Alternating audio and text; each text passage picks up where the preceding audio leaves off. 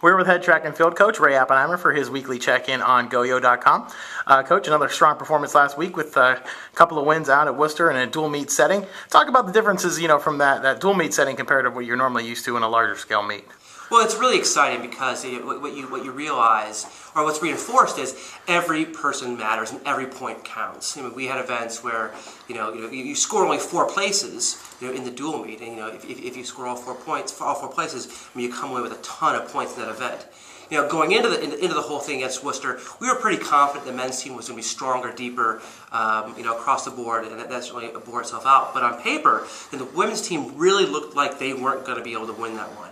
But each woman, stepped up every event area across the board, and made it really close. And we got down to the 4x4, which is a very, very good event for us, and we were down by a point going into it, and won by 1. Yeah, and talk about one of those events areas that's definitely been helping you out in the early part of the season is the throwing. Obviously, Coach Hepp doing a good job. You had Tiffany Henry, who's a freshman with a school record in a weight throw, and lifetime best toss for her. So obviously, this is an area that's come along strong over the last couple of years. Yeah, our Coach John Hepp has just done a tremendous job with these people, both the men and the women. It's an event area where we were scoring no points at the conference meet, I think 2 years ago.